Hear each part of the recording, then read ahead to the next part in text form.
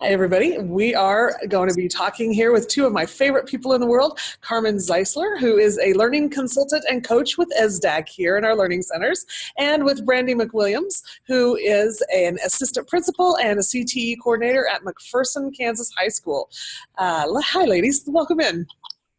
Hey. Hello. So glad to have you here. You're going to be presenting at our Moving the Needle conference, which is in Wichita, Kansas, October 8th and 9th. And I understand you're going to be talking about books that heal. Am I right? That's right. I love it. So talk to me. I don't care who fields this question. I'm going to leave it up to you. What excites you about these books that heal? Mm-hmm. Well, Brandi and I both just adore books. Like, we love books, and we grew up with books, and in a sense books kind of saved us both. And so we just really, when we were brainstorming different ideas for topics, books kept coming up, and we were trying to figure out how to put it into the frame of the trauma-informed type conference, and the idea of all of these amazing children's books and these professional development books out there, and how they can help us heal. Brandi, do you want to add to that? Yeah, I mean, I think that for you, books were a life changer for you early on, and mine didn't happen until high school, which is kind of cool because she's primary and I'm secondary. But it was the first time that I was able to connect with something. You know, when you feel alone and you don't feel like you have anybody to connect with or a story to connect with, then I was able to do that through books, and that felt good. And then to learn and get perspectives of other stories too. You know, stories really do change lives, and so if we share those, that helps. And it did change my life, but I wouldn't have been able to craft my story, and I'm still trying to craft my story without hearing stories. So we're better storytellers through reading stories. I think it's huge. Well, I think your session is going to be really a hot topic, because you are running elementary through all the way to high school and adults. This is huge. You're right.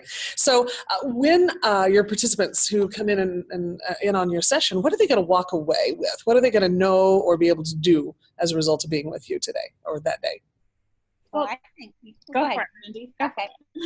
One word comes to my mind after Carmen and I were talking about it, and I was just kind of really thinking about this session, is empowerment.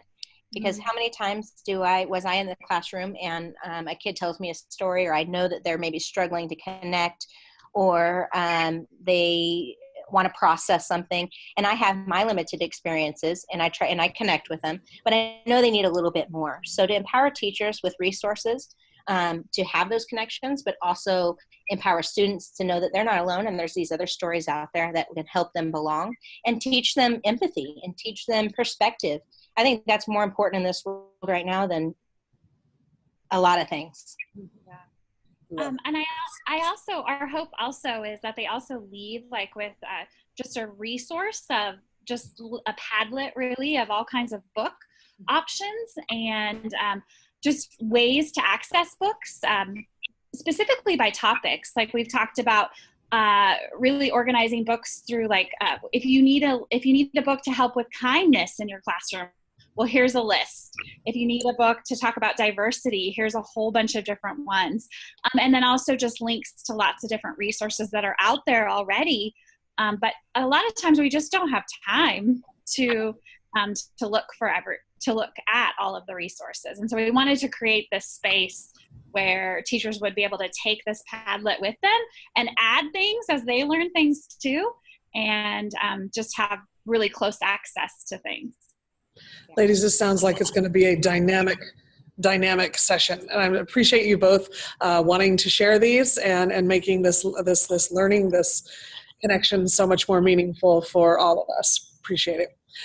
Folks, if you are interested, again, Moving the Needle Conference in Wichita, Kansas, October 8th and 9th, go to movingtheneedle.esdac.org, and you'll get all the information you need to know to get registered and to be there on time.